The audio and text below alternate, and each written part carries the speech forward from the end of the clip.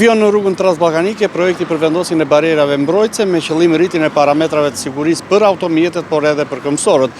Është një projekt i cili është i financuar nga Bashkia e Vlorës, ndërsa ka për qëllim padyshim të rrisë sigurinë tek kalimtarët dhe për të bërë të mundur që mos të ketë aksidente.